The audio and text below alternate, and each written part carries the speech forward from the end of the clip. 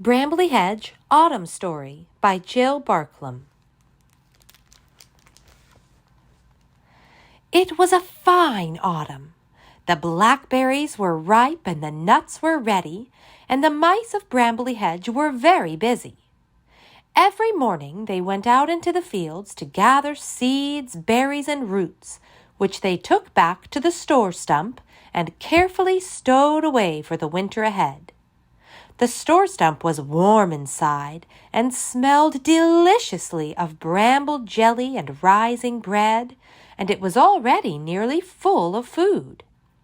Lord Woodmouse, who lived in the old oak palace, was out early with his youngest daughter, Primrose. "Now keep close to me and don't get lost," he said as they made their way along the blackberry bushes.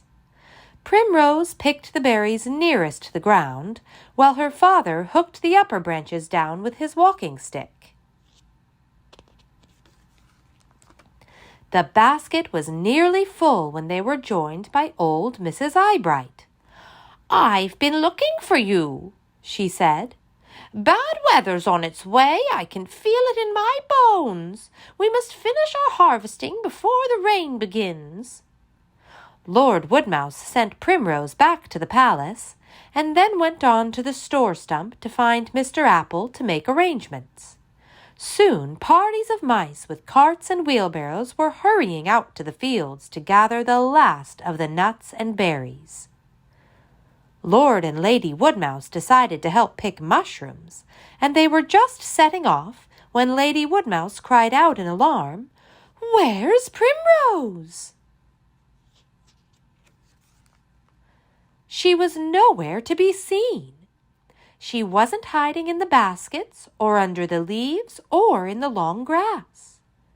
"Has anyone seen Primrose?" shouted Lord Woodmouse. "She hasn't been here," replied the mice gathering berries high in the blackthorn bush. "We haven't seen her," called the mice in the tangly hawthorn trees. The children thought she was at her grandmother's house, and a search party was sent along to investigate. Hot and out of breath, they knocked at the door of Crabapple Cottage. "Have you seen Primrose?" asked Wilfred. "We've lost her." Mrs. Apple shook her head, took off her apron, and joined in the search. Mr. Apple ran over to the gap in the hedge by the store stump. "Primrose, where are you?" he cried. "Primrose, where are you?" echoed the call across the cornfield. Lord and Lady Woodmouse went back to the palace. They looked in the cupboards and under the beds. The store stump was searched from top to bottom. "Oh dear," said Lady Daisy, "she's such a little mouse. Where can she be? What shall we do?" Meanwhile, Primrose, wandering along the edge of the cornfield, was quite unaware of her parents' concern. She had spent the morning picking wildflowers and gazing up at the blue sky, and after a lunch of blackberries, she had dozed a little in the sun. She was just going to help a group of mice she had seen gathering seeds in the ditch, when she spotted a little round house high up in the stalks of the corn. "I wonder who lives there," she thought, and decided to climb up and peep through one of the windows. As she looked in, she saw two pairs of bright little eyes peering back at her. I do beg your pardon," she stammered, and began to climb down again. "We were just going to have tea," a voice called after her. "Won't you join us?" Primrose found the tiny front door and went inside. It was very cozy. There was a thistledown carpet on the floor, and the neatly woven grass walls were covered with books and pictures. The two elderly harvest mice who lived in the house were very glad to have a visitor. They sat Primrose down, gave her a slice of cake, and handed her their album of family portraits to look at. When Primrose had been shown all their treasures, she thanked the mice politely and climbed down to the ground again. She decided to walk to the edge of the chestnut woods before she went home. Some Brambly Hedge mice were still there, picking blackberries in the last of the evening sun, but they were too busy to notice her. She peered into the grasses, looking for feathers and other useful things. Hidden in the brambles, she discovered a very interesting hole. "I wonder if anyone lives down there," she said to herself, and wandered into the tunnel. It was very dark inside, but she could just see round front doors set in the walls of the branching passages. As she went deeper into the tunnel, it became darker still, and soon Primrose could see nothing at all. "I don't think I like this place," said Primrose with a shiver. "I'm going home." She turned to leave, but with so many passages leading this way and that, she had no idea which way she had come. She picked up her skirts and ran through the maze of tunnels. At last she saw a glimmer of light and ran towards it. The passage opened into a thick clump of brambles and briars under some tall trees. Primrose had no idea where she was.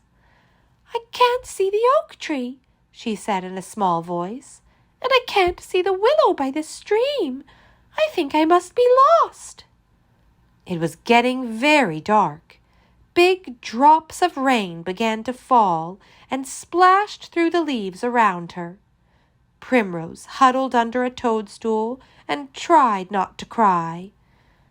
In the distance, a lonely owl hooted, and the branches of the trees above creaked in the rising wind. There were little scrabbling noises in the bush quite near to Primrose, and these worried her most of all. It got darker and darker, and soon everything disappeared into the night. Primrose was just trying not to think about weasels when, to her horror, she saw 5 little flickering lights coming through the woods towards her. She could just make out 5 strange figures behind them. They were shapeless and bulgy and seemed to have no heads at all. Primrose wriggled further back into the brambles. The figures came closer and closer, and Primrose realized that they were going to pass right by her hiding place. The nearer they came, the worse they looked, and she shut her eyes as she heard them pass, only a whisker away from where she was sitting. 1, 2, 3, 4. She decided to be very brave and take a peep at the 5th as it went by. It walked with a limp. It had a tail and whiskers and Mr. Apple's trousers.